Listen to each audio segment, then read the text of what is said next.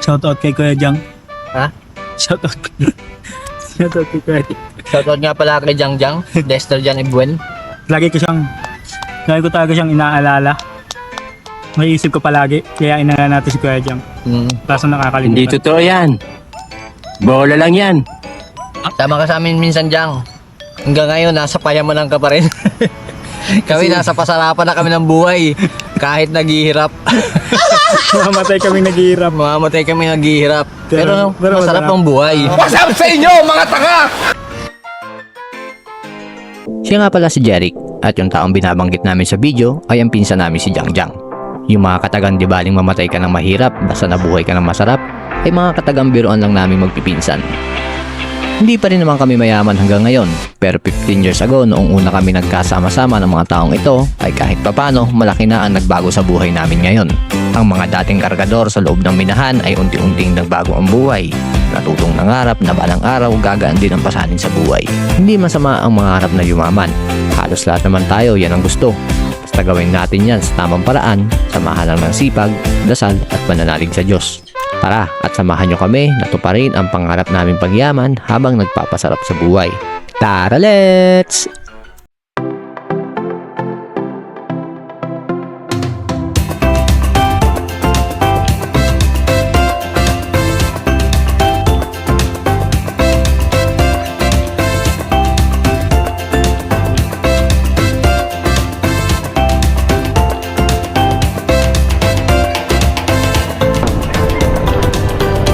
Barangay Tambobong, Dasol, Pangasinan. Home of Tambobong, White Sand Beaches. Oh!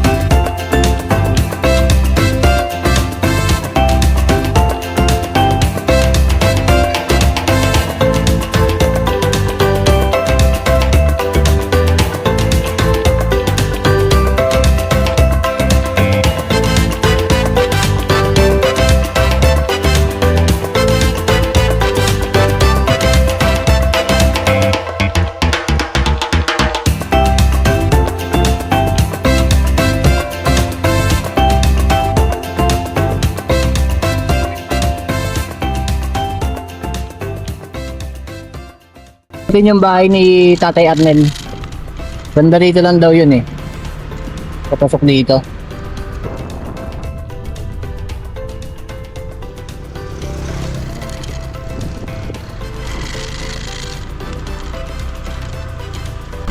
Ito. Ito yung bahay niya.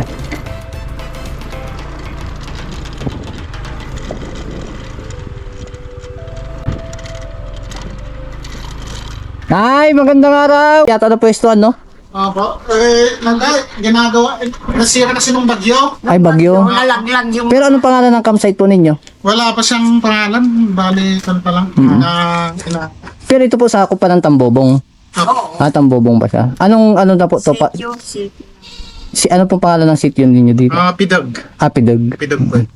Sige, Kuya Ruel, maraming salamat po. Ito. Alright, yun. Natunto natin yung bahay nila Kuya Ruel. Bali, itong lugar nila ay sakop pa rin ng Tambobong. Napakagandang spot tong dito kila Kuya Ruel.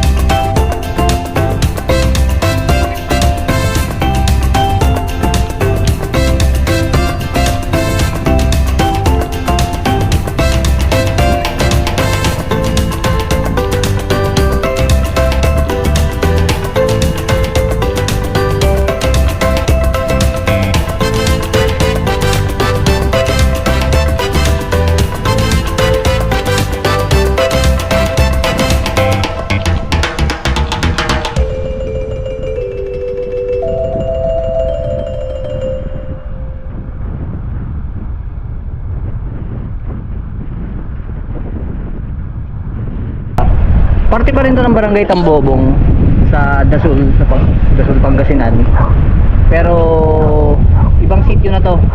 Kung mapapansin ninyo, hindi siya katulad nung typical na lugar dun sa beaches dun sa Tambobong. Bali ito, bibihira pa yung mga resort na nandito. Bali na-tsempohan lang namin, basta nagpaalam kami dun sa may-ari kay Kuya Ruel. Bali sinadya namin yung pinakabahay niya. Tapos ang kasama natin uli ngayon, siyempre, ano, si Jeric. Diba? Parang ano lang naglayas. Well, sarap maglayas. Kasi terminate na raw siya sa trabaho niya. Tent na gamit niya, di ba? Oh. Effortless. May ano ba to? May bubong? Ayan, meron. Ayun, natalagay ko muna. Kanina malilim dyan eh, kaso. Ay! Sarap. Medyo mahangin pa dito. Hindi ko maikabit yung ano natin, tarp natin. Para may lilim sana tayo. Pero grabe yung lakas ng hangin. Talagang pinapagaspas yung tarp. Maganda nga pala dito sa napwesto nating spot kasi may poso. Kasi meron siyang CR, may CR siya doon, dalawang common CR niya.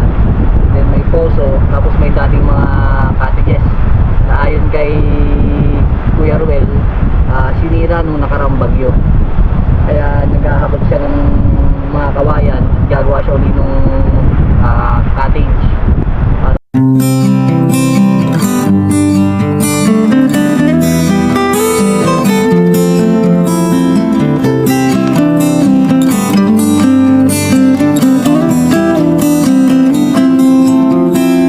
Now and for eternity, will you stay by my side? Now and for eternity, will you be my bride? 'Cause all I ever wanted was you, you.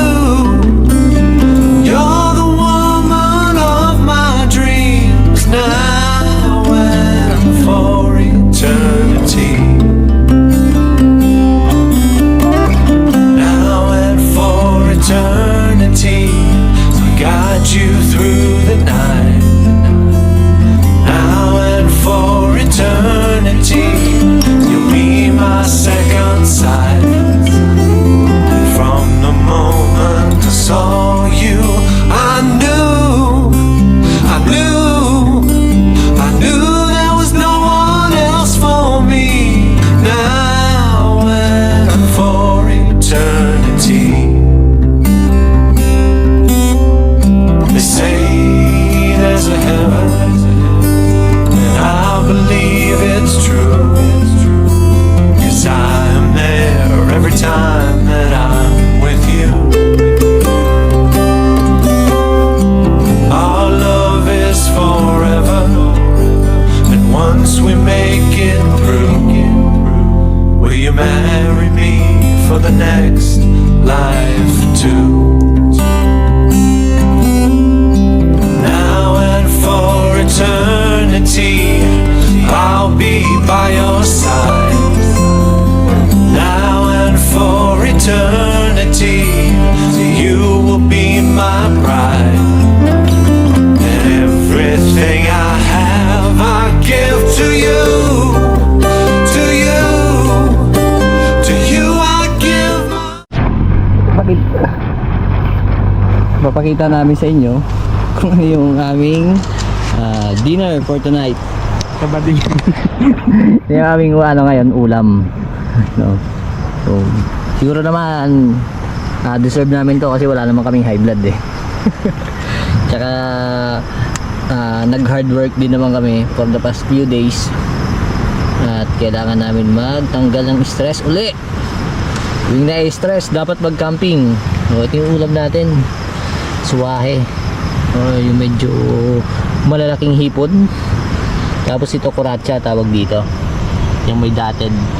Kuratsa ang tawag namin yan sa Santa Cruz. Dito hindi ko alam. Kung sino man nakakaalam, pwede nyo i-comment kung anong tawag sa crabs na to. Hindi namin alam yan eh. Magpapakabusog kami ngayong gabi. Dahil wala naman kami ibang gagawin dito kundi kumain. at magmuni-muni. Let's go! Lord, salamat Panginoon sa mga masasarap po na pagkain na nasa harapan namin.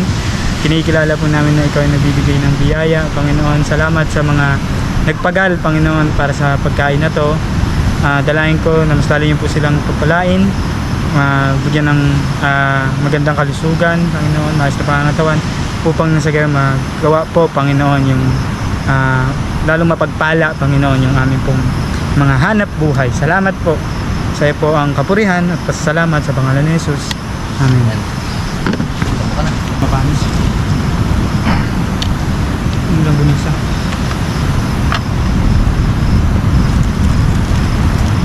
Medyo may katigasan nga lang yung Balat. Pero mataba yun.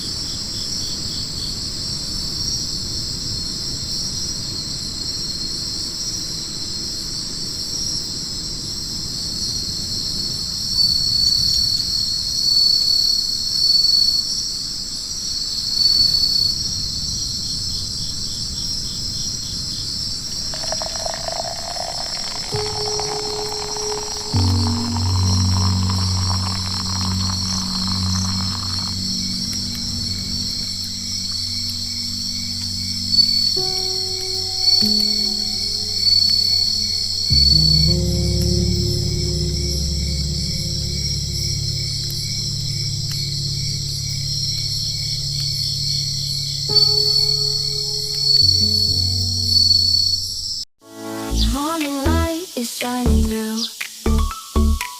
In the kitchen, a brand new view. The aroma of coffee fills the air. With every sip, I feel the care. Let's start the day with the stars so wide.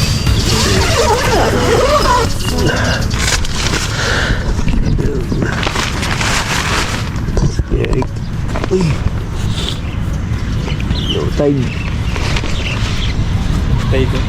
Oh, kas ka na. Low tide ah. Ito tayo ng ano natin. Ito. Ayun o. May gumawa ng ano rito. Baka magiging kukun pa yata siya rito sa tent ko. Diba?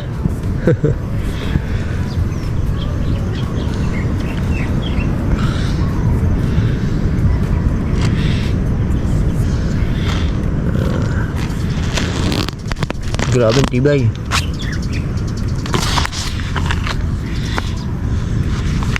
Diyan, dito ka. Ito na ang ibang pwesto mo. Baka katuluyan maging kukun. Tibay nung ano nyo. Silk.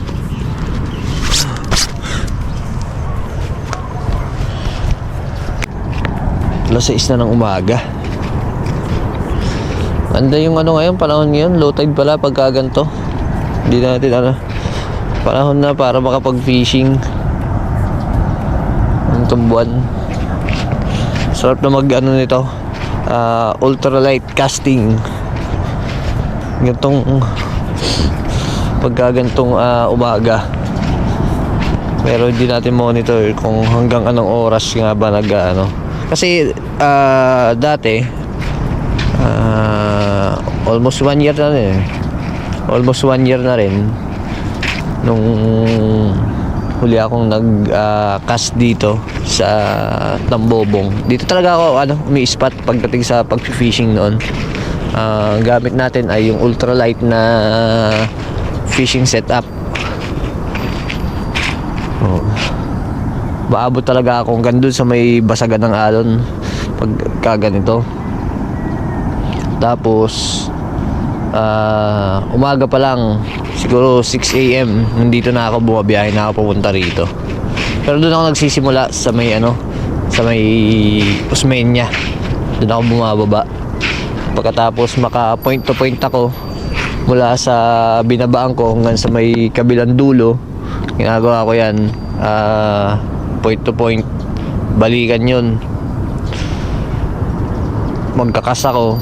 After ko doon, siguro mga 12 or before 12 noon, lipat na ako ng panibagong spot. Doon naman sa uli, meron akong din na ini-spotan doon. Point to point din yun, ginagawa ko doon. Mga before alas 5 ng hapon, puno na yung styro box na dala ko. Yung ganun sa ice box na dala ko, napupuno yun. Natigil lang ako din, mag-iisang taon na rin. Sobrang naging busy sa trabaho, kaya eto, nalibang naman tayo sa pagka-camping. Mas natin, pero itong mga susunod na araw, subukan natin mag-fishing uli. Buhayin natin yung setup natin. Nakakamiss din mag-jigging. Dali nga lang, pagdating sa jigging, pag mahangin sa laot, ang mahihilo ka. Subukan ko lang sumuka ng kulay green dun. Dahil sa sobrang hilo. Ibang hilo pagdating sa laot. Di siya yung katulad dito na nahilo ka. Yung normal na hilo lang. Dun kahit ayaw mo nang sumuka, susuka ka eh. Ganun kahirap ang sa laot. Pero pag sanay ka naman, sanayan lang din eh. Siguro laki maninibago na naman ako kapag sinubukan ko ulit mag-jigging. Ay, si Jeric, i-attempt niya mag-cast doon sa may basagan ng alon. Kagatang kasano ng giant tribali.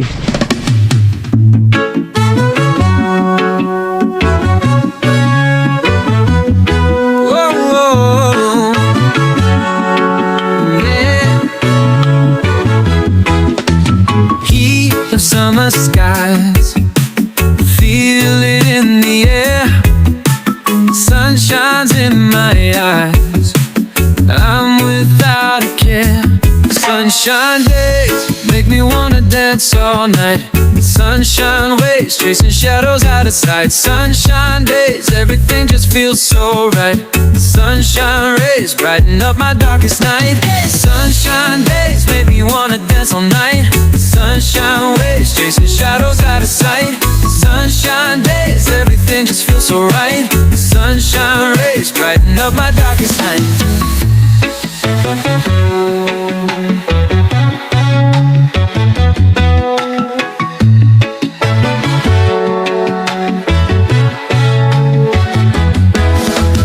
Waves are crashing loud, feet sinking.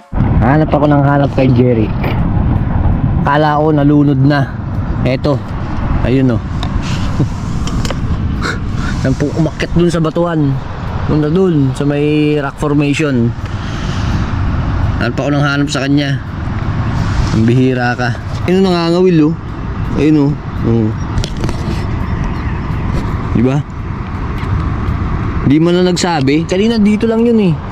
Diyan siya nagkakas eh. Sabi ko, pag masyadong pupunta doon sa may basagan ng alon, umakyat doon, ang layo niyan, lalakarin mo papunta doon. Di man na nagsabi, loko-loko. Hanap pa ko lang hanap eh.